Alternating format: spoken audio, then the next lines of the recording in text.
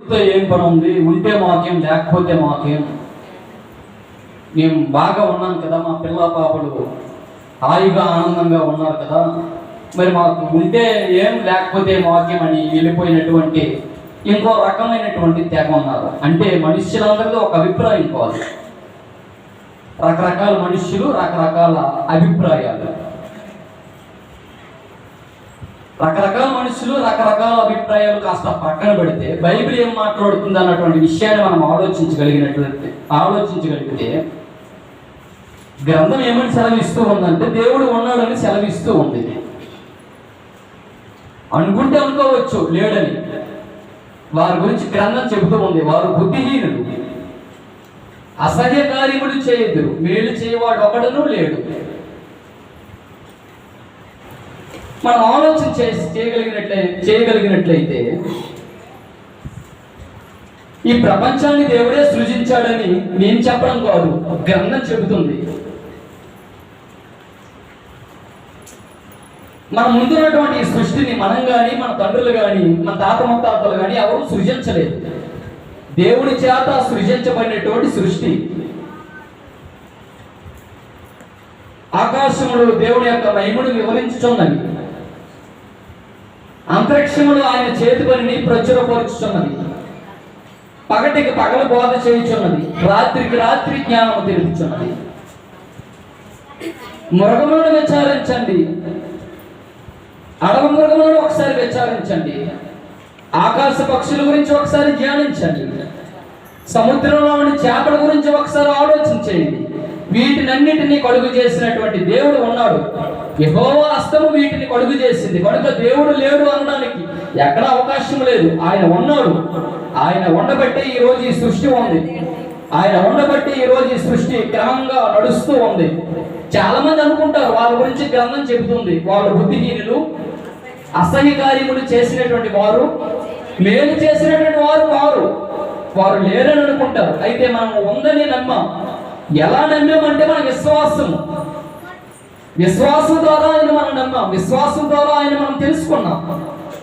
గ్రంథం మాట్లాడుతుంది, విశ్వాసం అనేది నిరీక్షించబడి వాటి యొక్క నిజస్వరూపము అదృశ్యమైన ఉండమన్నట్టుకు రుజువైనవి. దేవుడు అదృశ్యుడు, ఆయన ఉన్నాడు అనడానికి ఆధారము మన విశ్వాసము. పరలోక రాజ్యం అదృశ్యమైనది, అది ఉన్నది అనడానికి రుజువు మన విశ్వాసము. ఆత్మ అదృశ్యమైనది, అది ఉన్నది అనడానికి మన విశ్వాసం. కనుక విశ్వాసం ద్వారా మనం దేవుడు ఉన్నాడని తెలుసుకున్నాం.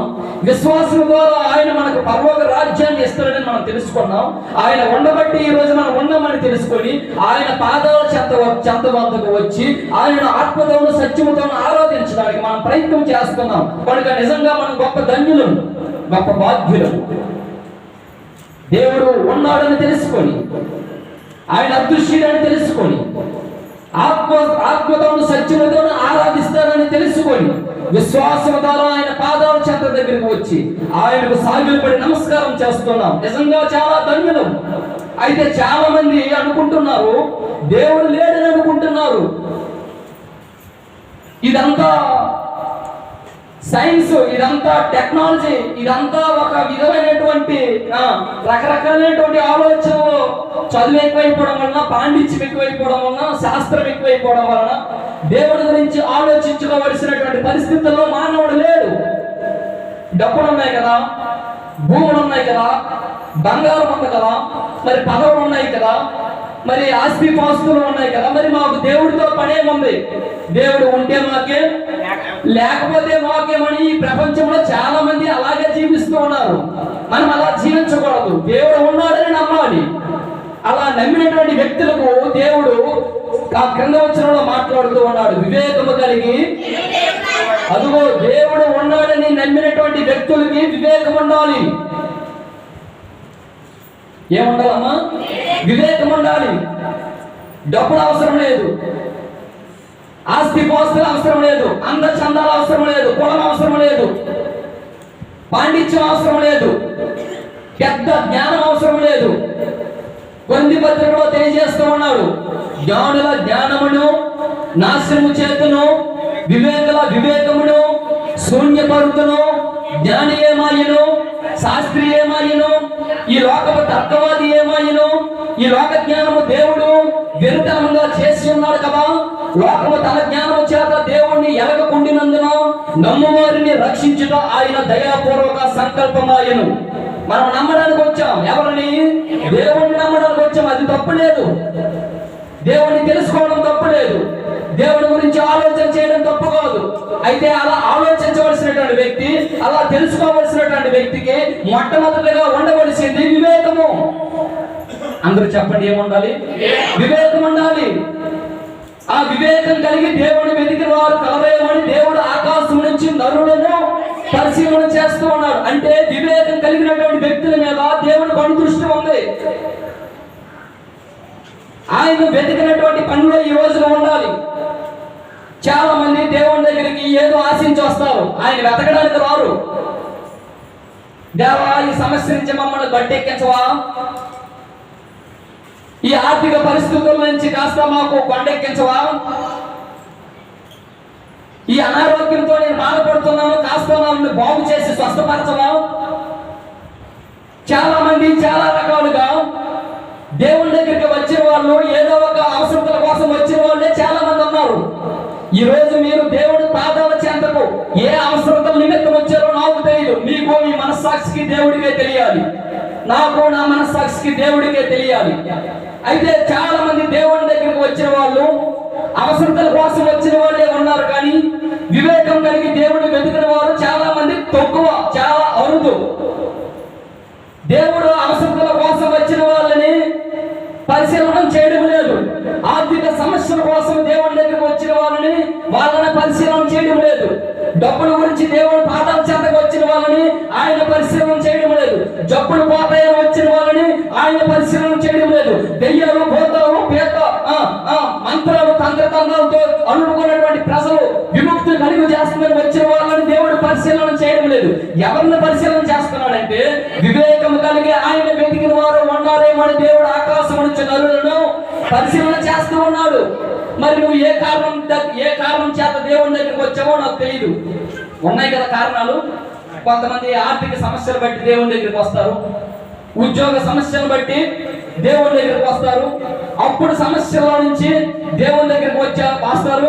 ఎంతకాలం పెళ్లి అయింది కానీ ఇంకా ఒక కాయైనా కాయలేదు, దేవుని దగ్గరికి వస్తే ఏదో ఒకటి జరుగుతుందని దేవుని దగ్గరికి వచ్చిన వాళ్ళు ఉన్నారు.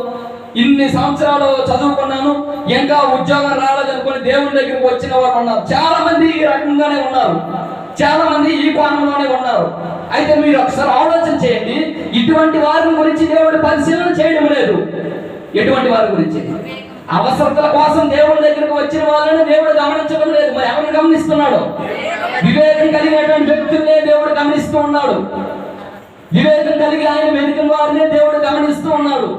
మరి ఈ రోజు నువ్వు ఏ కారణంతో దేవుడి దగ్గరికి వచ్చావో నాకు తెలియదు. బ్రదర్, మీరే కారణం చేత వచ్చారు? దేవుడిని వెతకడానికి వచ్చారు, చాలా సంతోషం. బ్రదర్ నారాయణరావు గారు, దేవుడి దగ్గరికి మీరు ఏ కారణం చేత వచ్చారు? దేవుడిని వెతకడానికి. ప్రేమ్ కుమార్ గారు, దేవుని దగ్గరికి మీరు ఏ కారణం చేత వచ్చారు? ఏదో సమస్యలు తీరడానికి వచ్చారా, లేకపోతే దేవుడిని వెతకడానికి వచ్చారా? దేవుడిని వెతకడానికి వచ్చారు. బ్రదర్, మీరు ఏ కారణం చేత దేవుని దగ్గరికి వచ్చారు? దేవుని వెతకడానికి. అంటే చాలా మంది ఏమని సమాధానం చెప్తారంటే, మీరు ఏదో నేను వాక్యం చెప్పాను కాబట్టి, మీరు అర్థమైంది కాబట్టి మీరు చెప్పగలుగుతున్నారు. చాలా మంది దగ్గరికి వెళ్ళండి, బ్రదర్ ఏ కారణం ద్వారా మీరు దేవుడిని నమ్ముకున్నామంటే, బ్రదర్ మాకు పిల్లకి పెళ్ళి అవ్వలేదు, మీరు దేవుడిని నమ్ముకుంటే పిల్లకి పెళ్ళి అవుతుందని పాస్టర్ గారు చెప్పారు కనుక ఈ రోజు దేవుని దగ్గరికి వచ్చామనుకోండి. చాలా మంది ఆ రకంగానే ఉన్నారు. ఉద్యోగం రాలేదు, దేవుడిని నమ్ముకుంటే ఉద్యోగం వస్తుంది. వ్యాపారంలో అభివృద్ధి లేదు, దేవుణ్ణి నమ్ముకుంటే వ్యాపారంలో అభివృద్ధి కలుగుతుంది. అంటే అవసరతల కోసం దేవుని దగ్గరికి వచ్చిన వాళ్ళే కానీ దేవుడు ఉన్నాడని, ఆయన తెలుసుకోవాలని, వివేకం కలిగి జీవించాలని, ఆయన వెతికినటువంటి వ్యక్తుల్ని ఆయన పరిశీలన చేస్తాడని ఈ కోణంలో దేవుని దగ్గరికి వచ్చిన వాళ్ళమైతే మాత్రము వారు చాలా మంది 0.000%. కల్వరి సతీష్ కుమార్ దగ్గర చర్చిలోకి వెళ్ళి దేవుణ్ణి దేనికోసం నమ్ముకున్నారని అంటే దాదాపుగా 1,99,000 మంది ఏ సమాధానం చెప్తారు తెలుసా? అవసరతల కోసం దేవుని దగ్గరకు వచ్చిన వాళ్ళే కానీ వివేకం కలిగి దేవుని వెతికి వారు వచ్చినటువంటి వారు చాలా అరుదు, చాలా అరుదు. అలాగే దినవృత్తాంతముల గ్రంథము, 2వ దినవృత్తాంతముల గ్రంథము, 2వ దినవృత్తాంతముల గ్రంథము 16వ అధ్యాయము రెండవ దినవృత్తాంతముల గ్రంథము 16వ అధ్యాయము. చాలా మంది దేవుని దగ్గరికి రకరకాలైనటువంటి సమస్యల గురించి, రకరకాలైనటువంటి ఇబ్బందుల గురించి వచ్చిన వాళ్ళే కానీ ఆయన ఉన్నాడని వివేకం కలిగి దేవునికి ఎదుగడానికి వచ్చిన వాళ్ళు చాలా తక్కువ. సమస్య తీరిపోయిన తర్వాత వదిలేసిన వాళ్ళు మనం చాలా మందిని చూసాం. సమస్య తీరిపోయిన తర్వాత వదిలేసిన వాళ్ళు మనం చాలా మందిని చూసాం. దినవృత్తాంతముల గ్రంథము, రెండవ దినవృత్తాంతముల గ్రంథము 16వ అధ్యాయము 9వ వచనాన్ని చదవవలసిందిగా కోరుచు ఉన్నాను. ఎవరి ఎడల? దేవుని ఎడల యథార్థ హృదయము గలవారిని బలపరుచుటకు యెహోవా కన్ను దృష్టి లోకమంతటా సంచారం చేయుచున్నది. యెహోవా కన్ను దృష్టి లోకమంతటా సంచారం చేయుచున్నది. ఎలాంటి వారిని? తమ ఎడల యథార్థ హృదయము గలవారిని బలపరుచుటకు. బంధుమిత్రుల మధ్య యథార్థం కలిగిన వాళ్ళు ఉన్నారు, కుటుంబీకుల మధ్య యథార్థం కలిగిన వారు ఉన్నారు, స్నేహితుల మధ్య యథార్థం కలిగిన వారు ఉన్నారు, భార్య భర్తల మధ్య యథార్థంగా బ్రతికిన వారు ఉన్నారు. అయితే దేవుడి ఎడల నీకు యథార్థత ఉందా? దేవుడి ఎడల నీకు యథార్థత ఉందా? కుటుంబాల మధ్య యథార్థత, బంధు బలగల మధ్య యథార్థత, స్నేహితుల మధ్య యథార్థత, భార్య భర్తల మధ్య యథార్థత. అయితే వీటినన్నింటినీ కాస్త ప్రక్కన పెట్టండి. ఇలా యథార్థంగా బ్రతికిన వాళ్ళు ఉన్నారు, చాలా మంచిది. అయితే నీ యథార్థత అనేది దేవుడి ఎడల నీకు యథార్థత ఉందా? ఎవరైతే దేవుడి ఎడల యథార్థ హృదయం గలవారిని జీవిస్తారో అటువంటి వారిని దేవుడు బలపరుస్తాడు. అటువంటి వారిని దేవుడు బలపరిచి ఏమంటున్నాడు తెలుసా? అటువంటి వారి మీద దేవుని కను దృష్టి లోకమంతగా సంచరిస్తూ ఉంది. ఈ లోకంలో దేవుని కను దృష్టి ఉంది. ఎవరైతే వివేకం కలిగి జీవించడానికి వస్తున్నారో, ఎవరైతే యథార్థ హృదయం కలిగి జీవిస్తున్నారో వాళ్ళ మీద దేవుని కను దృష్టి ఉంది. కనుక ఈ రోజు మనము దేవుని దగ్గరికి దేనికి ఆశ రావాలంటే యథార్థంగా జీవించడానికి రావాలి.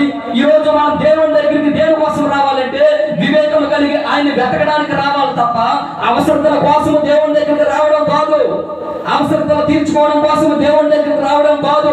అలా యథార్థ హృదయం కలిగి వారిని దేవుడు బలపరుస్తాడు. అలా యథార్థం కలిగినటువంటి వ్యక్తులను దేవుడు ఆకాశం నుంచి పరిశీలన చేస్తూ ఉన్నాడు.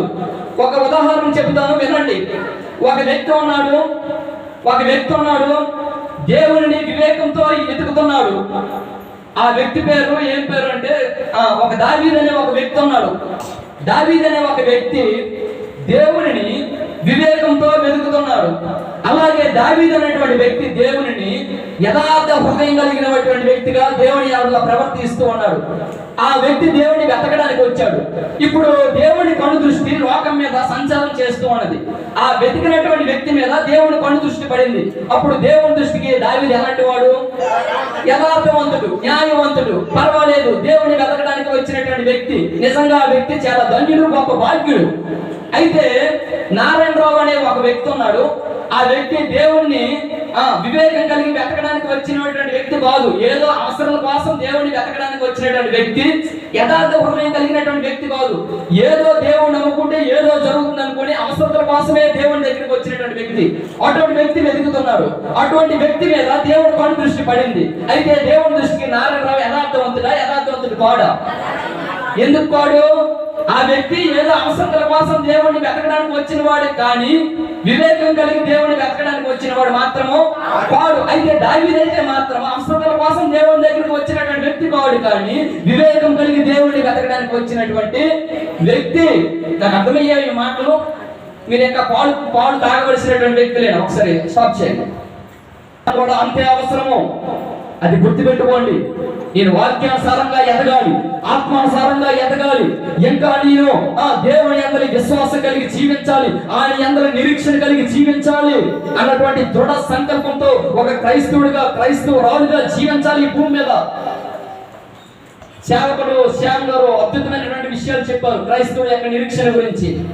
మన నిరీక్షణ క్రీస్తు యొక్క రాకడ, మన నిరీక్షణ క్రీస్తుని చూడడం, మన నిరీక్షణ పరలోక రాజ్యము, మన నిరీక్షణ నిత్య రాజ్యం వైపు అడుగులు వేయాలని గొప్ప విలువైనటువంటి అమూల్యమైనటువంటి విషయాలు చెప్పారు. అవి చాలా మంది రానిటువంటి వారు తప్పిపోయారు. ఒక సామెత ఉంది, కాళ్ళ దగ్గరికి వస్తే ఏమంటారు? దేవుడిని వెతకడానికి వచ్చాడు. ఎలా వెతకడానికి వచ్చాడంటే వివేకం కలిగి వెతకడానికి వచ్చాడు. కనుక దావీదు దేవుని దృష్టిలో ఎలాంటి వాడు? గొప్ప ధన్యుడు. అలాగే నారాయణరావు అనే వ్యక్తి కూడా దేవుడిని వెతకడానికి వచ్చాడు. అయితే దేవుడిని వెతకడానికి వచ్చినటువంటి వ్యక్తి కాదు, అవసరాల కోసం దేవుడి దగ్గరికి వచ్చినటువంటి వ్యక్తి. అటువంటి వ్యక్తి మీద దేవుని కోణ దృష్టి పడింది. అయితే నారాయణరావు అనే వ్యక్తి దేవుని దృష్టికి యథార్థవంతుడు కాడా? ఎందుకు కాడు? దేనికి కాడు? అవసరతల కోసం దేవుని దగ్గరికి వచ్చిన వ్యక్తి. కానీ వివేకం కలిగి దేవుని వెతకడానికి వచ్చినటువంటి వ్యక్తి మాత్రము మీరు ఈ రోజు దేవుని ఎలా వెతుకుతున్నారు? అవసరతల కోసం దేవుని దగ్గరికి వస్తున్నారా? వివేకం కలిగి దేవుని వెతకడానికి వచ్చిన వాళ్ళు, ఒక వివేకం కలిగి దేవుని వెతకడానికి వచ్చిన వాళ్ళు ఒకసారి చేతులు ఎత్తరా? నిజంగానా వివేకం కలిగి దేవుని వెతకడానికి వచ్చిన వ్యక్తులేనా? చాలా సంతోషం. నిజంగా మీరు గొప్ప ధన్యులు, నిజంగా గొప్ప ధన్యులు. చాలా మంది ఈ రోజు ఈ ప్రపంచంలో ఎలా ఉన్నారంటే అవసరతల కోసం దేవుని దగ్గరికి వచ్చిన వాళ్ళే కానీ వివేకము కలిగి దేవుని వెతికి వారు మాత్రం చాలా శూన్యము. బైబిల్ గ్రంథం సుస్పష్టంగా మాట్లాడుతూ ఉంది, వివేకము కలిగి దేవుని వెతికి వారు కలరేమని దేవుడు ఆకాశం నుంచి ఒక్క దావీదు మాత్రమే పరిశీలన చేస్తున్నాడు. నారాయణరావు మాత్రం పరిశీలన చేయడం లేదు. అయితే నారాయణరావు చెప్పుకుంటాడు ఏమని? నాకు దేవుడు తెలుసు, నేను దేవుడిని నమ్ముకున్నాను. అయితే నారాయణరావు మీద దేవుడు కను దృష్టి లేదు.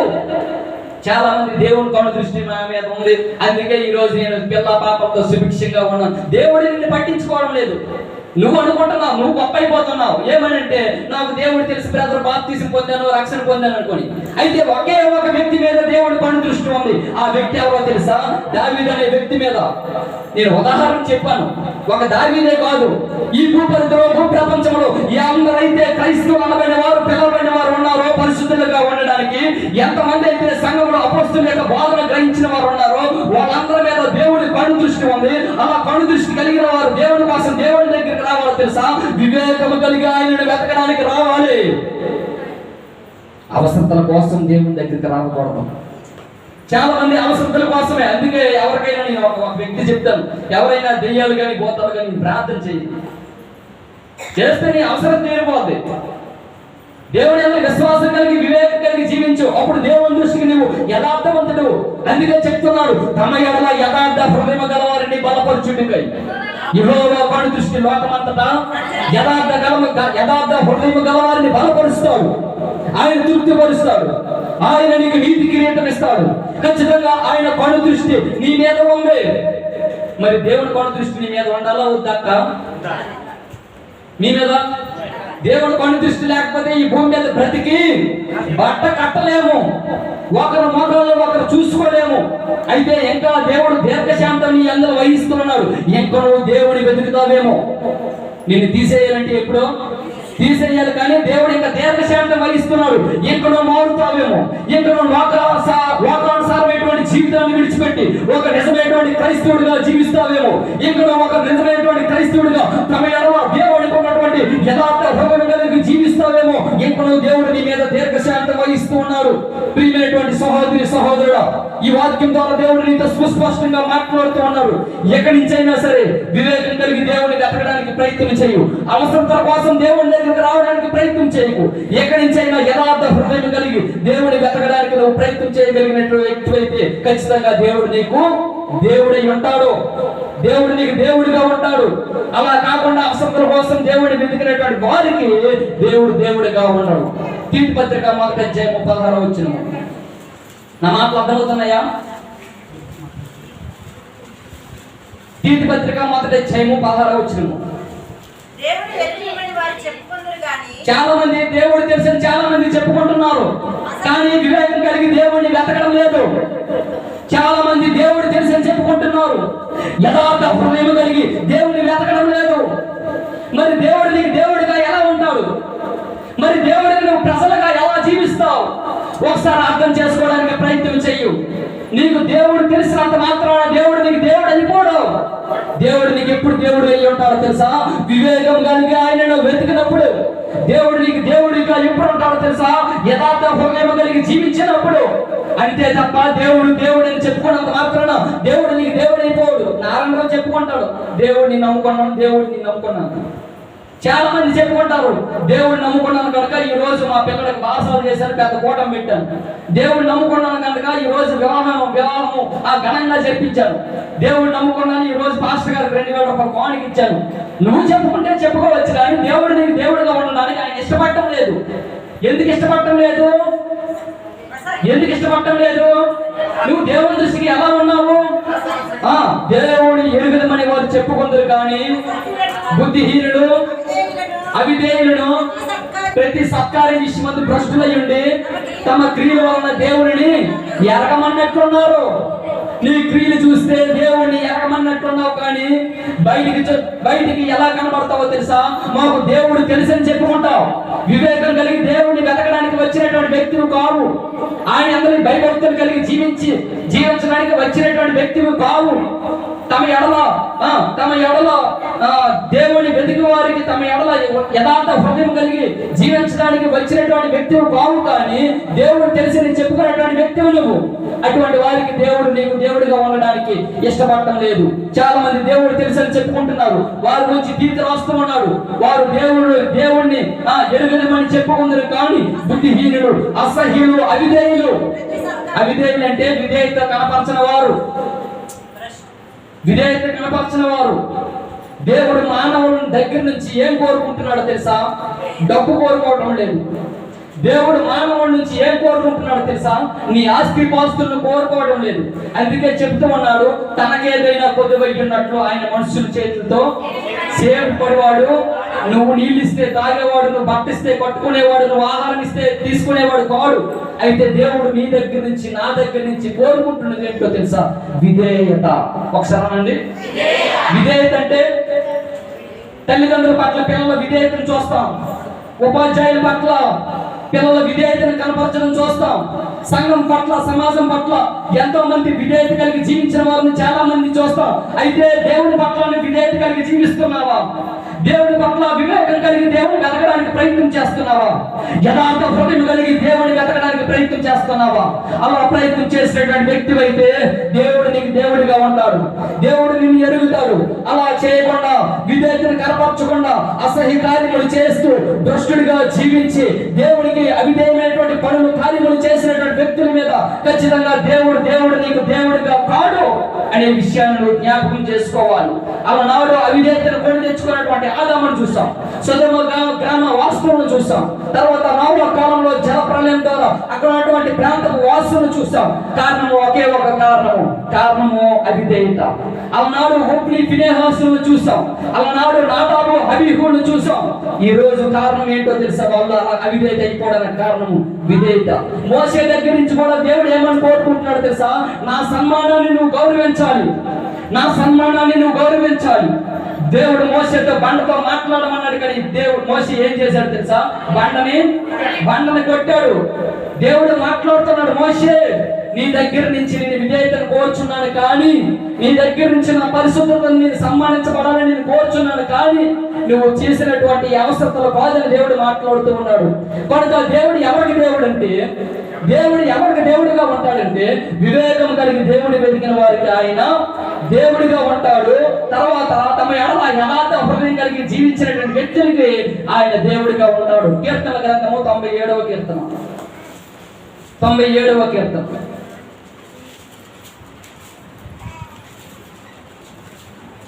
దేవుడు ఎవరికి దేవుడిగా ఉంటాడు, ఎవరికి దేవుడిగా ఉండడు అనేటువంటి విషయాన్ని మనం మాట్లాడుకుందాం. కీర్తనలు 97:10 ఒక్కరు చదవండి. నువ్వు ప్రేమించేటువంటి వ్యక్తివేనా? నువ్వు దేవుణ్ణి ప్రేమించేటువంటి వ్యక్తివేనా? నువ్వు దేవుణ్ణి ప్రేమిస్తే చెడుతనమును విసర్జించాలి. నువ్వు దేవుణ్ణి ప్రేమించగలిగినటువంటి వ్యక్తివైతే, దేవుడు నీకు దేవుడిగా ఉండడానికి ఇష్టపడడానికి కోరుకునేటువంటి వ్యక్తివైతే ఈ రోజు భ్రష్టమైనటువంటి కార్యములు విడిచిపెట్టాలి. దేవుణ్ణి ఎరగమన్నట్లున్నారు, కారణం ఏంటో తెలుసా? అవిధేయత. దేవుణ్ణి ఎరగమన్నట్లున్నారు, కారణం ఏంటో తెలుసా? బుద్ధిహీనులు. దేవుణ్ణి ఎరగమన్నట్లున్నారు, కారణం ఏంటో తెలుసా? దేవుని దృష్టికి అసహ్యులుగా కనిపిస్తున్నారు, కానీ ఈ భూమి మీద దేవుణ్ణి ప్రేమించిన వారిలాగా పెద్దగా నటిస్తారు. అటువంటి నటన జీవితం ఎన్నాళ్ళు ఉండదు. నిజంగా నువ్వు దేవుణ్ణి ప్రేమించినటువంటి వ్యక్తులైతే భక్తులు చెప్తున్నాడు, యెహోవాను ప్రేమించిన వాళ్ళు అలా చెడుతనమును నువ్వు అసహించుకో. చెడుతనమును ఇంకా ప్రేమిస్తున్నావు, చెడుతనాన్ని అసహించుకోవట్లేదంటే నువ్వు దేవుణ్ణి ఎరగమన్నట్లున్నావు. దేవుడు నీకు దేవుడిగా ఉండడు. ఎక్కువ నువ్వు ఎవరిని ప్రేమిస్తున్నావో తెలుసా? చెడునే ప్రేమిస్తున్నావు. మరి నువ్వు ఎప్పుడు దేవుణ్ణి ప్రేమిస్తావు? అందుకే గ్రంథం సుస్పష్టంగా మాట్లాడుతూ ఉంది, యెహోవాను ప్రేమించు వారులారా చెడుతనమును అసహించుకోండి. ఎవరైతే చెడుతనమును అసహించుకుంటారో, ఎవరైతే చెడుతనమును అసహించుకొని యథార్థ హృదయం కలిగి వివేకంతో దేవుడిని వెతుకుతారో ఖచ్చితంగా దేవుడు నీకు దేవుడిగా ఉంటాడు, నువ్వు ఆయనకు ప్రజలుగా ఉండడానికి ఇష్టపడతావు. ఎవరైతే చెడుతనాన్ని హృదయంలో పెట్టుకొని ఎక్కడో చెడుతనముల మధ్య, లోక సమస్యల మధ్య, ఈ లోక శరీరానుసారమైనటువంటి మధ్య ఎక్కడో శరీరాన్ని నలగబెట్టుకొని, ఎక్కడో నీ శరీరాన్ని అవిధేయతకు చోటిచ్చి, ఎక్కడో నీ శరీరాన్ని సాతాను క్రియలకు పాలిభాగస్తులు అవుతున్నావు వ్యక్తులు ఒకవేళ ఈ సంఘంలో ఎవరైనా ఉన్నారేమో, ఎక్కడి నుంచైనా యెహోవాను ప్రేమించడం నేర్చుకోండి. ఎవరిని ప్రేమించాలి? యెహోవాను ప్రేమిస్తే మొట్టమొదటిగా జరగవలసినటువంటి కార్యము ఏమని సహించుకోవాలి? చెడుతనాన్ని సహించుకోవాలి. ఈరోజు నువ్వు చెడుతనాన్ని ఇంకా ప్రేమిస్తున్నావు అంటే నిజంగా దేవుడు నీకు దేవుడు కాదు. నువ్వు చెప్పుకుంటావు ఏమని? నాకు దేవుడు ఉన్నాడు, నేను బాప్తిసం పొందాను, పెద్ద కోటం పెట్టాను, 50 కేజీలు పెట్టి మాంసం వండి పెట్టి మేపాను, సేవకులకు పెద్ద కోణికి ఇచ్చాను, ఇదిగో మా చెంకలో బైబిల్ ఉంది, నేను ప్రార్థన చేస్తాను, పాటలు పాడుతాను, ప్రపోజల్ తీసుకుంటానని నువ్వు చెప్పుకుంటే చెప్పుకోవచ్చు. కానీ దేవుడు నీకు దేవుడిగా ఉండడానికి ఆయన ఇష్టపడటము లేదు. కారణం ఏంటో తెలుసా? ఇంకా నువ్వు చెడుతనాన్ని అసహించుకోవాలి. చెడుతనాన్ని ఇంకా ప్రేమిస్తున్నావు. ఇంకా ఎంతకాలం చెడుతనాన్ని ప్రేమిస్తారు? ఇంకా ఎంతకాలము లోకానుసారమైనటువంటి జీవితాన్ని జీవిస్తారు? నేడు రేపు నా ప్రాణ ప్రియుడైనటువంటి యేసుక్రీస్తు ఆయన రాబోతూ ఉన్నాడు. నీ నిరీక్షణ జీవితం, నీ విశ్వాస జీవితం, తమ ఎడల యథార్థ హృదయం కలిగినటువంటి వారిని దేవుడు బలపరుస్తాడని, ఆయన వివేకం కలిగి దేవుని వెతికే వారిని కలవరేమో అని దేవుడు ఆకాశం నుంచి పరిశీలిస్తున్నాడని, యెహోవా కళ్ళు దృష్టి లోకమంతటా సంచారం చేస్తున్నదని ఇప్పుడైనా గ్రహించవా? ఇప్పుడైనా కళ్ళు తెలుసుకోవా? ఎక్కడో లోకానుసారమైనటువంటి జీవితాన్ని జీవిస్తావా?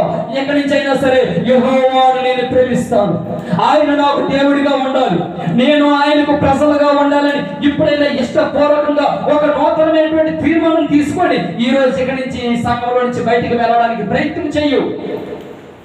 వాక్యము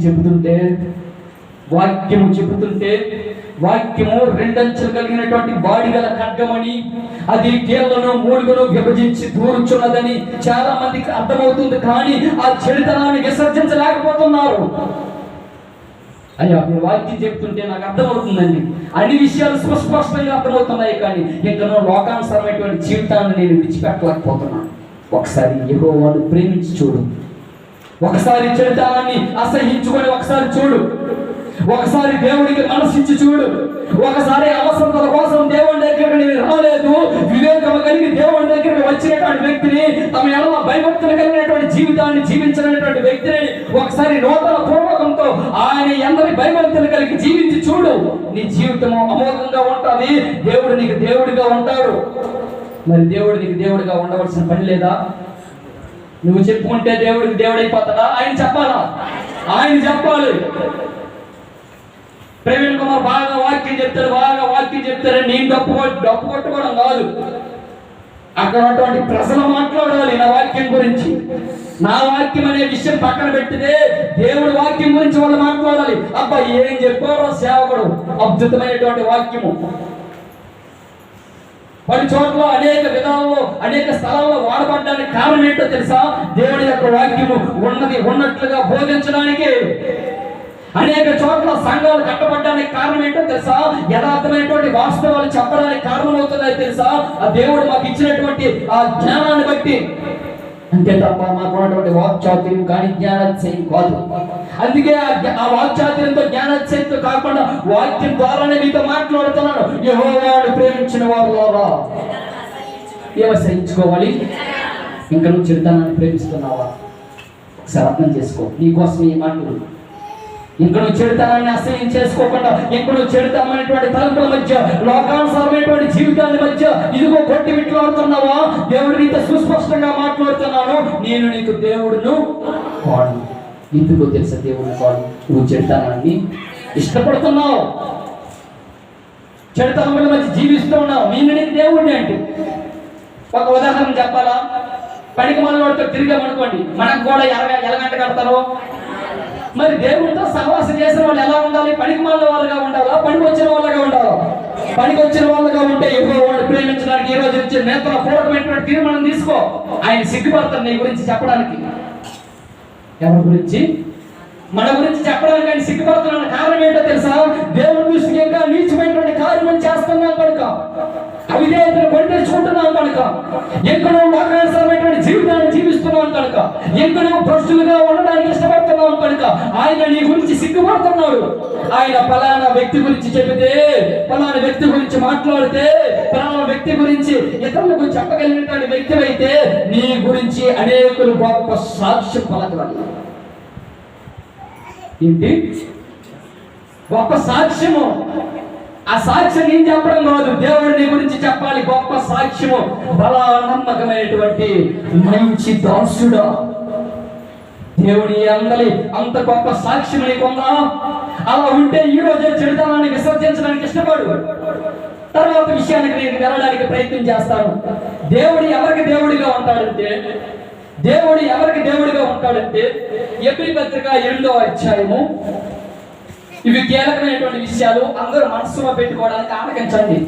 వచ్చినటువంటి వాళ్ళు మీరు ధన్యులు, రాలేనటువంటి వారు అభాగ్యులు. వచ్చినటువంటి వారు ధన్యులు, రాలేనటువంటి వారు అభాగ్యులు. ఎబ్రీ పత్రిక 8వ అధ్యాయము,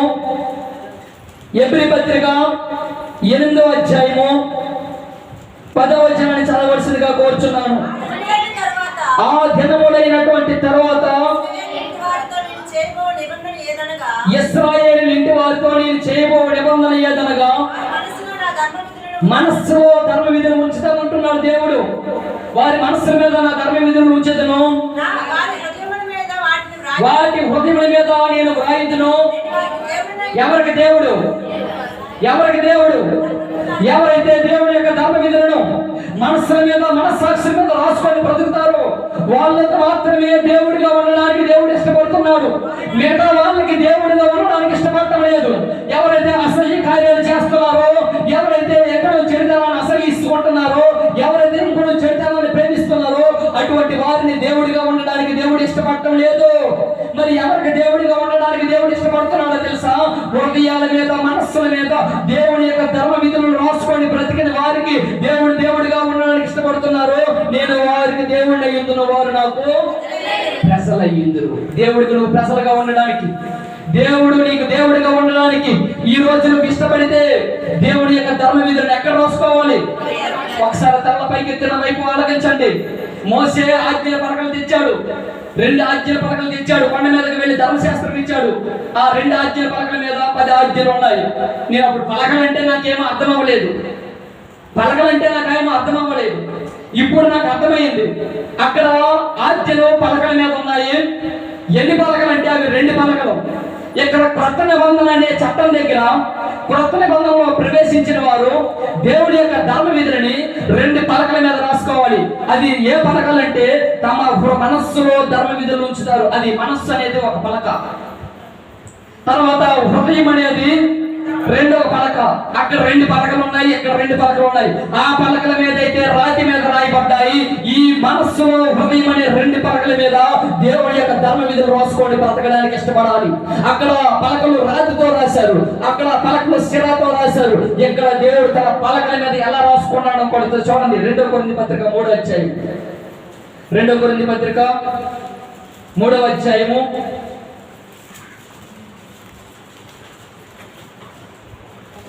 2-3 వచనాలు చదవండి. 3వ వచనం చదవండి. రాతి పలక మీద గాని, శిరాతో గాని వ్రాయబడక మెత్తని హృదయములోని పలకల మీద జీవము గల దేవుని ఆత్మతో మా పరిచర్య మూలంగా వ్రాయబడిన క్రీస్తు పత్రిక ఉన్నారని మీకు చేటపరచబడుచున్నది. రాతితో కాదు, రాతి పలకల మీద గాని శిరాతో గాని వ్రాయబడలేదు. మెత్తని హృదయాల మీద దేవుడు వ్రాయాలనుకుంటున్నాడు. దేవుని యొక్క ధర్మ విధులు ఉన్నాయి. దేవుని యొక్క ధర్మ విధులు ఇప్పుడు మనిషి ఎక్కడ రాసుకోవాలి తెలుసా? హృదయాల మీద రాసుకోవాలి. చెడుతనాన్ని అసహించుకోవాలని ఉంది. అది ధర్మ విధి. ఇప్పుడు ఆ వచనాన్ని మనం ఎక్కడ రాసుకోవాలి? హృదయం మీద రాసుకొని ఏమని రాసుకోవాలి తెలుసా? యెహోవాను ప్రేమించాలి. ఎవరిని? యెహోవాను ప్రేమించాలి. యెహోవాను ప్రేమించాలి అనే మాట పుస్తకాల్లో రాసుకుంటామా? యెహోవాను ప్రేమించాలి, చెడుతనాన్ని అసహించుకోవాలనే మాట చర్చి బిల్డింగ్ మీద రాసుకుంటామా? యెహోవాను ప్రేమించాలనే మాట నీ ఇంట్లో రాసుకుంటావా? యెహోవాను ప్రేమించి చెడుతనాన్ని అసహించుకోవాలనే మాట నీ హృదయాల మీద రాసుకుంటావా? నీ హృదయాల మీద రాసుకుంటే అప్పుడు దేవుడు నీకు దేవుడు, కానీ ఇంట్లో రాసుకుంటే దేవుడు నీకు దేవుడు. చాలా మంది చర్చి బిల్డింగ్ మీద చూడండి ఏమని ఉంటది? పాపం చేయొద్దు, దేవుడు పరిశుద్ధుడు, దేవుడు న్యాయవంతుడు అని రాసుకునే వాళ్ళు చాలా మందిని చూశాను. ఆ అక్షరాలు నిజమే, వాస్తవమే. అయితే ఆ అక్షరాలు నీ హృదయాల మీద రాసుకుంటే నీ జీవితంలో ఇక ఎన్నడూ పాపము చేయమో, పరిశుద్ధమైనటువంటి జీవితాన్ని జీవించడానికి ఇష్టపడతావు. ఎప్పుడు ఇష్టపడతావో తెలుసా? మెత్తని హృదయాల మీద దేవుడి యొక్క ధర్మ విధులు రాసుకున్నప్పుడు, అప్పుడు మాత్రమే దేవుడు నీకు దేవుడిగా ఉంటాడు. మరి మిగతా వాళ్ళకి హృదయాల మీద, మనస్సుల మీద, మనస్సాక్షుల మీద దేవుడి యొక్క ధర్మ విధులు రాయబడక లోకానుసారమైనటువంటి జీవితాన్ని జీవించి ఎక్కడో చెడుతనాన్ని ప్రేమించినటువంటి వారికి దేవుడు దేవుడిగా ఉండడానికి ఇష్టపడటం లేదు. ఎవరైతే క్రొత్త నిబంధనలో ప్రవేశిస్తారో, ఎక్కడ క్రొత్త నిబంధనలో ప్రవేశిస్తారో, పాత నిబంధన కాదు. ఆ పాత నిబంధన దేనితో రాయబడిందంటే రాళ్లతో చెక్కబడింది. ఆ పాత నిబంధన శిలతో రాయబడింది. అయితే క్రొత్త నిబంధన చట్టం దగ్గర రాజుతో రాయాలని అనుకోవడం లేదు, శిలతో రాయాలని అనుకోవడం లేదు. దేనితో రాయాలనుకుంటున్నాడు తెలుసా? మెత్తని హృదయాల మీద దేవుని యొక్క ధర్మ విధులు రాయాలనుకుంటున్నాడు. మరి హృదయాలకి దేవుడు రాయడానికి నువ్వు చోటిస్తున్నావా? ఇంకా లోకానికి చోటిచ్చావు. ఇదే పేపర్, తెల్ల పేపర్, తెల్ల పేపర్ మీద నేను రాశాను, అక్షరాలు రాశాను. అక్షరాలు రాయడానికి అవకాశం వచ్చిందంటే ఈ తెల్ల పేపర్ శూన్యంగా ఉంది కాబట్టి రాసుకున్నాను. ఇప్పుడు రాయగలనా దీని మీద? ఇప్పుడు నీ హృదయం కూడా ఎలాగే ఉండాలి. ఈ హృదయం ఎలాగో ఉండి క్రొత్త నిబంధన చట్టం దగ్గరికి వచ్చి ఎవరైతే క్రీస్తు రక్తంలో పాపాలు కడుక్కుంటారో, ఎవరైతే చెడుతనాన్ని అసహించుకుంటారో, ఎవరైతే వివేకం కలిగి దేవుడు వెతుకుతారో, ఎవరైతే యథార్థ హృదయం కలిగి ఆయన్ను వెంటాడడానికి ప్రయత్నం చేస్తారో వాళ్ళకి మాత్రమే దేవుడిగా ఉంటాడు. వాళ్ళ హృదయాల మీద దేవుడు ధర్మ విధులు రాస్తాడు, మిగతా వాళ్ళ మీద దేవుడు తన ధర్మ విధులు రాయడు. మరి నీ హృదయంలో దేవుడికి చోటు ఉందా? చెప్పరేంటి? మాటలు అర్థమవుతున్నాయా బ్రదర్? ఎవరికి దేవుడు ఉంటాడు? దేవుడు ఎవరికి దేవుడిగా ఉంటాడు? వివేకం కలిగి దేవుడి వెతికిన వారికి ఆయన దేవుడిగా ఉంటాడు, కానీ అవసరతల కోసం దేవుడి దగ్గరికి వచ్చిన వాళ్ళకి దేవుడిగా ఉండడు. యథార్థ హృదయం కలిగిన వారికి ఆయన దేవుడిగా ఉంటాడు, కానీ చెడుతనాన్ని అసహించుకున్న వాళ్ళకి, యెహోవాని ప్రేమించిన వారికి ఆయన దేవుడిగా ఉంటాడు, కానీ క్రొత్త నిబంధన అనే చట్టంలోనికి ప్రవేశించిన వారికి దేవుడిగా ఉంటాడు, కానీ హృదయం అనే మనస్సుల మీద దేవుడి యొక్క ధర్మ మీద రాసుకున్న వాళ్ళకి దేవుడిగా ఉంటాడు, కానీ లోకానుసారమైనటువంటి జీవితాన్ని జీవించిన వాళ్ళకి దేవుడిగా నువ్వు చెప్పుకుంటావు. ఏమో నాకు దేవుడు అన్నాడు, నాకు దేవుడు తెలిసి, కానీ దేవుడిని చూసి ఏం చేస్తున్నాడు? అసహ్యపడుతున్నాడు. చిన్న పాట పాడుకొని వల్ల దేవుని యొక్క వాక్యం అడుగు. 6వ అధ్యాయం 14వ వచనం. నా మాటలు ముగించారు. వెలుగునకు చీకటితో ఏమి పొత్తు? క్రీస్తునకు బెలియాలతో ఏమి సంబంధము? క్రీస్తునకు బెలియాలతో ఏమి సంబంధము? అవిశ్వాసతో విశ్వాసకి పోలిక ఎక్కడిది? అవిశ్వాసతో విశ్వాసకి పోలిక ఎక్కడిది? దేవుని ఆలయమునకు విగ్రహములతో ఏమి పొందిక? దేవుని ఆలయమునకు విగ్రహములకు ఏమి పొందిక? మనము జీవము గల దేవుని ఆలయమై ఉన్నాము. మనము జీవము గల దేవుని ఆలయమై ఉన్నాము. అందుకు దేవుడు ఇలాగ సెలవిచ్చుచున్నాడు, నేను వారిలో నివసించి సంచరింతును, నేను వారికి దేవుడినై యుందును, వారు నాకు. ఎవరి దేవుడిగా ఉంటాడు? ఎవరికి దేవుడిగా ఉంటాడు? క్రొత్త నిబంధన చట్టంలో ప్రవేశించిన వారికి ఎవరికి దేవుడిగా ఉంటాడు? దేవుడి యొక్క ధర్మ విధులను హృదయముల మీద, మనస్సుల మీద, మనస్సాక్షుల మీద రాసుకున్న వారికి దేవుడు ఎవరికి దేవుడిగా ఉంటాడు? వివేకం కలిగి దేవుడిని వెలిగిన వారికి దేవుడు ఎవరికి దేవుడిగా ఉంటాడు? తమ యథార్థ హృదయం కలిగిన వారికి. ఇక్కడ మాట్లాడుతూ ఉన్నాడు కొరింథీయులకు పౌలు, దేవుడు ఎవరికి దేవుడిగా ఉంటాడంటే అవిశ్వాసంతో జోడిగా ఉండని వారికి దేవుడిగా ఉంటాడు. నీతిలో ప్రవేశించిన వారికి దేవుడిగా ఉంటాడు. బెలియాలతో సంబంధం కాకుండా క్రీస్తు యొక్క సహవాసంలోనికి నడుచుకున్న వాళ్ళకి దేవుడిగా ఉంటాడు. దేవుని ఆలయముతో సంబంధం తప్ప విగ్రహములతో సంబంధం పెట్టుకున్న వారికి ఆయన దేవుడిగా ఉంటాడు. ఆయన వారి మధ్య నివసిస్తాడు. ఆయన వారికి దేవుడిగా ఉంటాడు. మీరు ఆయనకు ప్రజలుగా ఉంటారు. మరి దేవుడిగా ఉండవలసినటువంటి వ్యక్తులకి ఈ క్వాలిటీస్ ఉండాలి.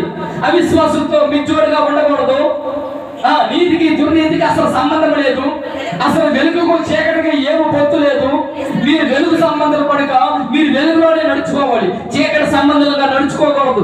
చాలా మంది చీకటి సంబంధాలుగా నడుచుకుంటున్నారు. రహస్య కార్యాలు, చీకటిలోనే రహస్య కార్యాలు చేస్తారు. అప్పుడు ఉత్తరపండు చీకటిలోనే జరుగుతాయి. కారణం ఏంటో తెలుసా? ఎవరు నన్ను. అందుకే గ్రంథం సెలవిస్తూ ఉంది, యెహోవా కన్ను దృష్టి లోకమంతటా సంచారం చేస్తూ ఉంది.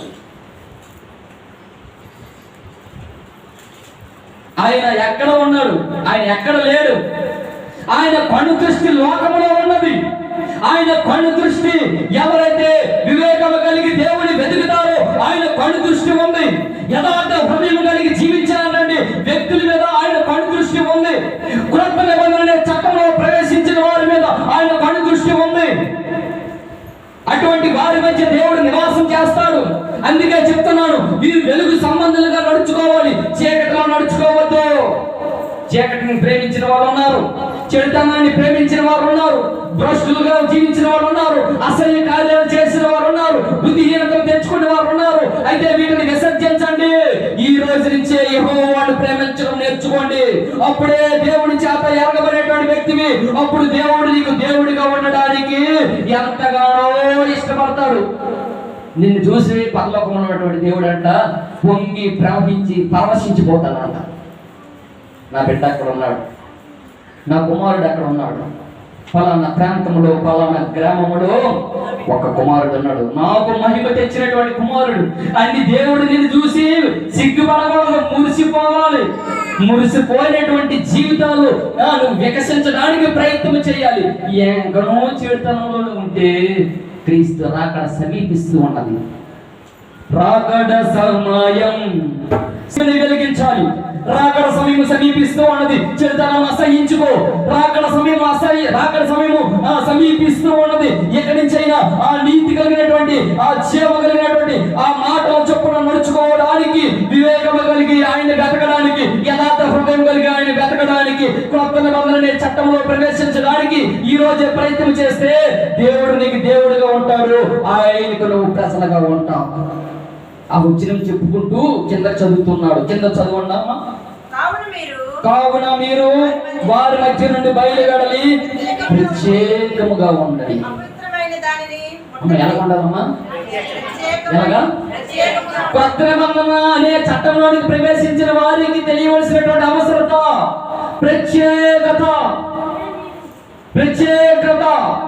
ప్రత్యేకంగా జీవించాలి. మరి ప్రత్యేకత అంటే ప్రత్యేకత. చాలా మంది ప్రత్యేకత చూపిస్తారు. బాగా ఉన్నతంగా హోదా ఉన్న వాళ్ళు పక్కనే నిలబడ్డారు. విపక్ష అన్ని విషయాల్లో ప్రత్యేకత చూపిస్తారు, కానీ దేవుని విషయంలో ఏం చూపించరు అంటే లేనిపోయినవన్నీ లోపల పెట్టుకుంటారు. అవసరమైన మాత్రం ఎక్కడ పెడతారు? యెహోవాను ప్రేమించిన వారు చెడుతనమని విసర్జించుకోండి. యెహోవాను ప్రేమించినటువంటి వ్యక్తి వారు క్యాస్టో కలరు ఏవి ఎంచుకో, అందులో ప్రత్యేకత చూపించుకో. నువ్వు యెహోవాను ప్రేమించినటువంటి వ్యక్తివైతే క్రీస్తుతో సంబంధం పెట్టుకోవడానికి, యెహోవాను ప్రేమించినటువంటి వ్యక్తివైతే వెలుగులో నడవడానికి, యెహోవాను ప్రేమించినటువంటి వ్యక్తివైతే జీవగల దేవుని ఆలయమై ఉండడానికి, యెహోవాను ప్రేమించినటువంటి వ్యక్తివైతే విశ్వాసంగా బ్రతకడానికి, యెహోవాను ప్రేమించినటువంటి వ్యక్తివైతే వివేకము కలిగి ఆయన వెతకడానికి, యెహోవాను ప్రేమించినటువంటి వ్యక్తివైతే యథార్థ హృదయం కలిగి ఆయన వెతకడానికి ఈ రోజు ప్రయత్నం చెయ్యు. అప్పుడు దేవుడు నీకు దేవుడిగా ఉంటాడు. ఒకసారి ఆఫ్ చేయండి. విసర్జించుకోండి. దేవుడు ఎవరికి దేవుడిగా ఉంటాడు? కొత్త నిబంధన చట్టంలో ప్రవేశించిన వారికి దేవుడు ఎవరికి దేవుడిగా ఉంటాడు? ప్రత్యేకంగా ఉండేటువంటి వ్యక్తులకి, ప్రత్యేకంగా ఉండేటువంటి వ్యక్తులకి అంట దేవుడిగా ఉంటాడంట. మీరు వారి నుండి బయలువెడలి ప్రత్యేకంగా ఉండి అపవిత్రులైన వారిని ముట్టుకుని ప్రభువు చెప్పుచున్నాడు. 18వ వచనంలో, మరియు నేను మిమ్మును ఒక దృష్టే ఉన్నదా చదవడానికి? మిగతా వాళ్ళు లేరా? సంగీతానికి బైబిల్ ఏది?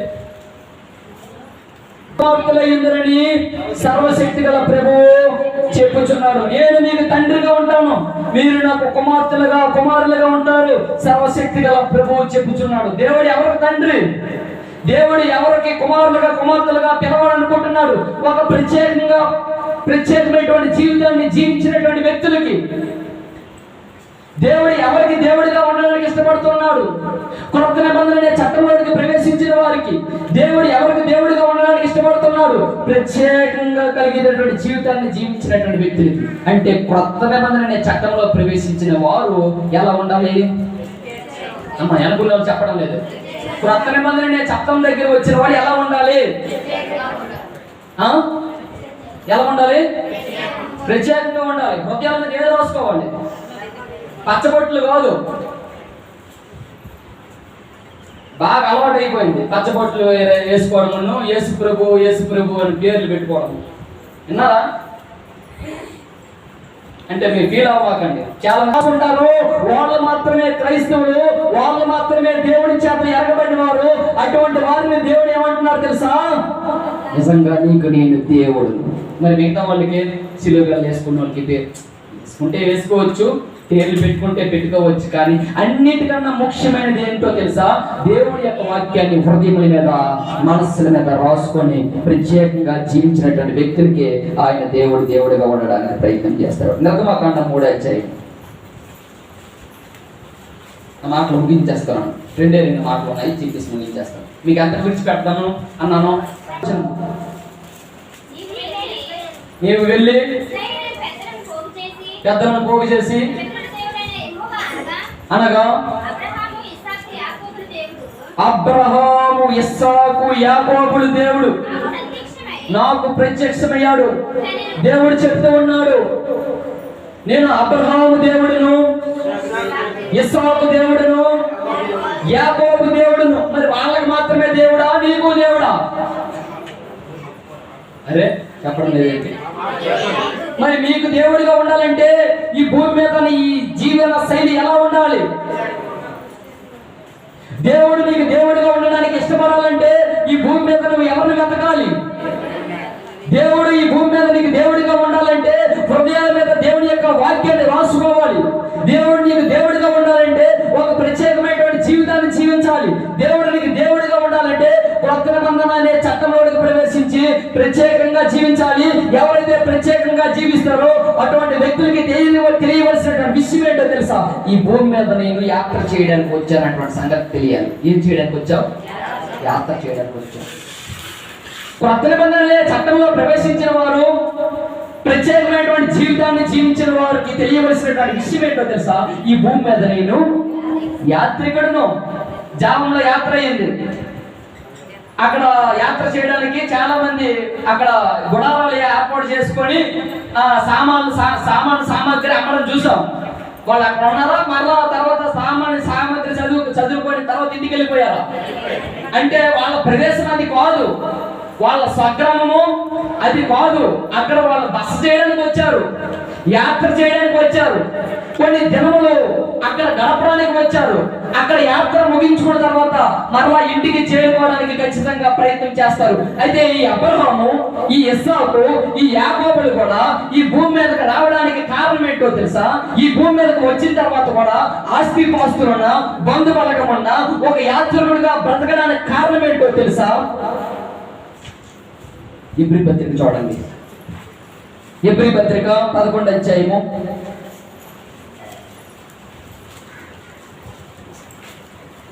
ఎబ్రీ పత్రిక 11వ అధ్యాయము 13వ వచనము.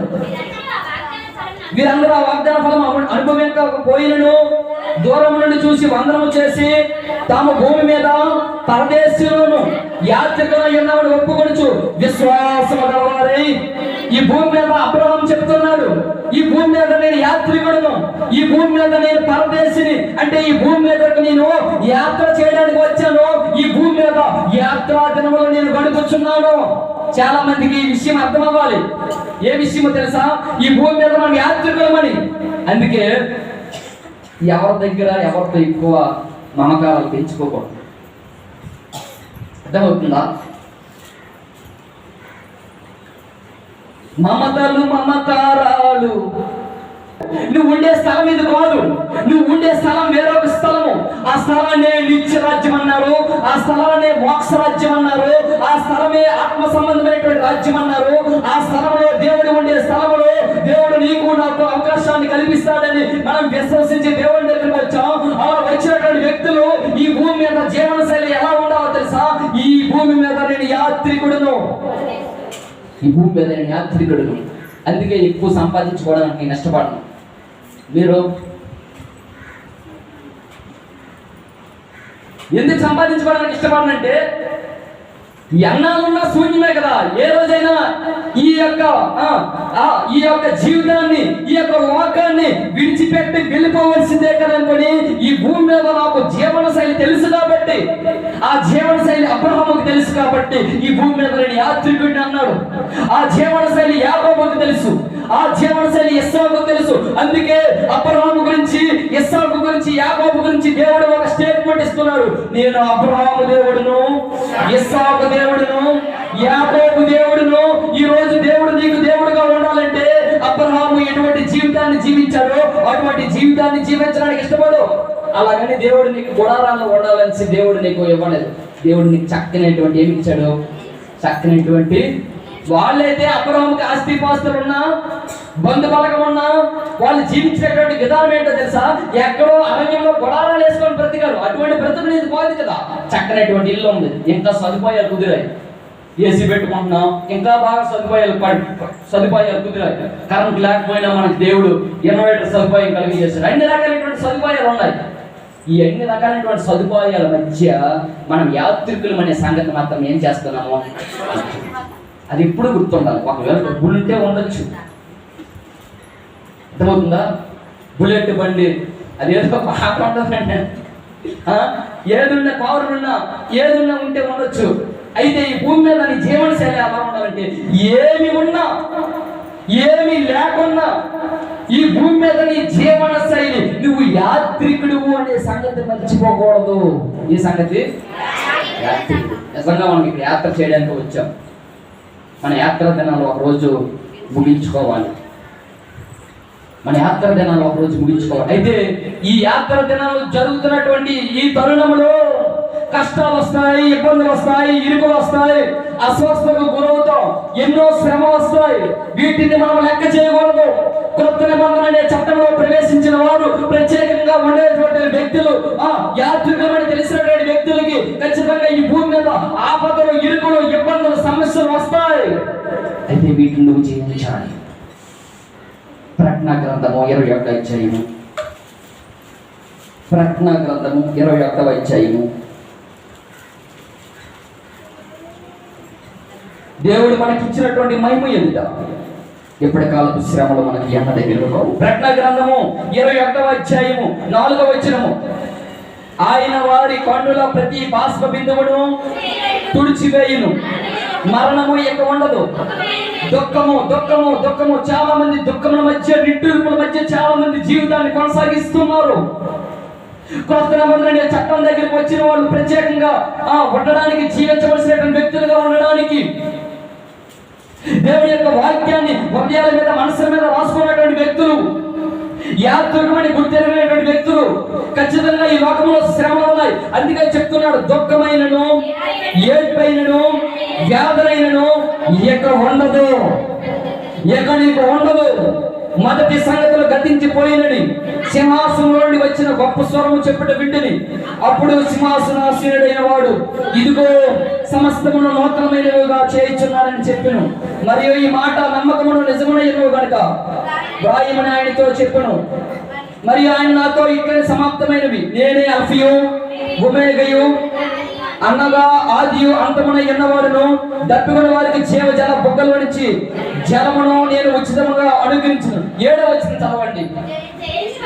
వీటిని నువ్వు చేయించాలి, వీటిని నువ్వు చేయించాలి.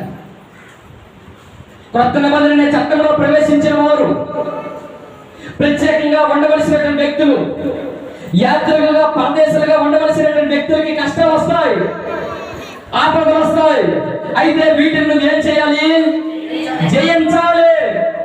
అంటే దేవుని దగ్గరికి, వీటి కోసం దేవుని దగ్గరికి రావడానికి నువ్వు రావాల్సిన అవసరం లేదు. కష్టాలు తీరడానికి, అప్పులు తీరడానికి, వ్యాధులు, ఇబ్బందులు, అస్వస్థతలు తొలగిపోవడానికి దేవుని దగ్గరికి రావడానికి అవసరం లేదు. వీటిని నువ్వు జయించాలి. వివేకం కలిగి దేవుని వెతకాలి. యథార్థ హృదయం కలిగి ఆయన ఉన్నాడని నమ్మాలి. ప్రత్యేకంగా ఉండాలి. కొత్త నిబంధన చట్టంలో ప్రవేశించాలి.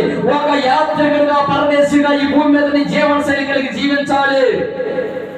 అలా జీవించినటువంటి వ్యక్తికి ఖచ్చితంగా ఏమొస్తాయి? శ్రమలు వస్తాయి. అందుకే చెప్తున్నాను, వీటిని మీరు జయించేవాడు వీటిని స్వతంత్రించుకున్నాను. నేను అతనికి, ఎవరికి దేవుడు అంతా? ఎవరికి? పాటలు పాడతాం కదా, శ్రమలు సహించే. స్వామిని ఎదుర్కొన్నవాడు యేసుక్రీస్తు, అపవాదిని జయించిన వాడు యేసుక్రీస్తు, సాతానును జయించిన వాడు యేసుక్రీస్తు. వాక్యమనే ఆత్మ ఖడ్గముతో వీటిని జయించడానికి, ఒక ప్రత్యేకమైనటువంటి జీవితాన్ని జీవించడానికి, దేవుడి చేత ఎరగబడడానికి, దేవుడు నిన్ను ఎరగడానికి, దేవుడు నీకు దేవుడిగా ఉండడానికి, ఆయన ప్రజలుగా ఉండడానికి వీటిని జయిస్తే దేవుడు చెప్తున్నాడు, వీటిని మీరు జయించితే ఏం చెప్తున్నాడు? వీటిని స్వతంత్రించుకోవడము. నేను అతనికి దేవుడు అయ్యిందును, అతను నాకు కుమారుడు. అంటే దేవుడు నీకు దేవుడిగా ఉండాలి, నువ్వు ఆయనకు కుమారుడిగా ఉండాలి, కుమార్తెగా ఉండాలంటే నువ్వు జయించవలసింది వీటిని. నేను చెప్పే అంశాలు ఒకసారి రిపీట్ చేసుకొని నేను గురించుకుంటాను. దేవుని దగ్గరికి అవసరతల కోసం వచ్చిన వాళ్ళు ఉన్నారు. దేవుడు వాళ్ళకి దేవుడు కాడు. దేవుని దగ్గరికి దేనికోసం రావాలంటే వివేకం కలిగి దేవుని వెతికేవారు ఉండాలేమో. ఆయన మాత్రమే ఆకాశం నుంచి నరులను. అందుకే తమయల్లా యథార్థ హృదయం గల వారిని బలపరచుటకు దేవుని కొన దృష్టి లోకమంతటా. నువ్వు దేవుని వెతికినటువంటి వ్యక్తి అయితే ఖచ్చితంగా దేవుని కొండ నీ మీద ఉంది. ఏదో వెతకడానికి వచ్చేటువంటి వ్యక్తి అయితే దేవుని కొండ నీ మీద. ఒకవేళ ఆయన కొండ ఉంది, నేను చూస్తున్నాడు, కానీ దేవుడు నీకు దేవుడిగా ఉండడానికి ఆయన ఇష్టపడటము లేదు. ఈ రోజైనా తీర్మానం తీసుకుందామా? దేవుడిలో ప్రవేశించాలి. దేవుడు నీకు దేవుడిగా ఉండాలంటే ఎందులో ప్రవేశించాలి? కొత్త నిబంధన చట్టంలో ప్రవేశించాలి. కొత్త నిబంధన చట్టము దేవుడితో రాయబడింది, శిరతో రాయబడలేదు, రాతి మీద చెక్కబడలేదు, మెత్తని హృదయాల మీద రాయబడింది. అంటే ఆ మెత్తని హృదయాల మీద ఏం రాసుకోవాలి? దేవుని యొక్క ధర్మ విధులు రాసుకోవాలి. అలా రాసుకునేటువంటి వ్యక్తులు ఎలా బ్రతకాలి? ప్రత్యేకంగా బ్రతకాలి. అలా ప్రత్యేకంగా బ్రతికినటువంటి వ్యక్తులకి ఈ భూమి మీద జీవన శైలి యాత్రికుడు, పరదేశులని అర్థం అవ్వాలి. అలా బ్రతికినటువంటి వారికి ఖచ్చితంగా శ్రమలు వస్తాయి. ఆ శ్రమలో ఖచ్చితంగా నీకు జయం ఉంది. నా మాటలు మీకు అర్థమయ్యేవా? ఇది వాక్యం చెప్పడం. ఇలా కాకుండా ఏవో కట్ట ఏవో పెట్టగలరు. కానీ దేవుడి కను దృష్టి ఎవరి మీద ఉంది? వివేకం కలిగినటువంటి వ్యక్తులు మీద దేవుడి కను దృష్టి ఉంది. కొత్త నిబంధన చట్టంలోనికి ప్రవేశించిన వారి మీద దేవుడి కను దృష్టి ఉంది. హృదయాల మీద దేవుడి యొక్క వాక్యాన్ని రాసుకున్నటువంటి వ్యక్తుల మీద దేవుడి కను దృష్టి ఉంది. ఒక ప్రత్యేకమైనటువంటి జీవితాన్ని జీవించినటువంటి వారి మీద దేవుడి కను దృష్టి ఉంది. ఈ భూమి మీద యాత్రికంలో పరదేశం అని జీవించినటువంటి జీవన శైలి మీద జీవించిన వారి మీద దేవుడి కను దృష్టి ఉంది. ఈ లోకంలో శ్రమలు, కష్టాలు ఎదుర్కొన్న వారి మీద దేవుడి కను దృష్టి ఉంది. ఆయన వారికి మాత్రమే దేవుడిగా ఉంటాడు, ఆయన వారికి కుమారులుగా ఉంటారని గ్రంథం సుస్పష్టంగా మాట్లాడుతూ ఉంది. ఆయన మనకి ఇచ్చినటువంటి మహిమ ఎదుట ఇప్పటి కాలపు శ్రమలు నీవు నాకిచ్చే ఉపద్రవమైన ఖడ్గమైన నువ్వు జయించడానికి సిద్ధపడేటువంటి వ్యక్తి అయితే వీటిని నువ్వు స్వతంత్రించుకుంటావు. ఆ స్వతంత్రించుకున్నటువంటి ఆ నిత్య రాజ్యంలో, దేవుడు మహిమ కలిగినటువంటి రాజ్యంలో దేవుడు నీకు వారసుడిగా చేస్తాడు. ఆయన నీకు దేవుడిగా ఉంటాడు. నీవు నాకిచ్చే మహిమ ఎదుట ఇది ఎన్నదగినది కాది. ఒకసారి నిలబడతామా? యేసయ్య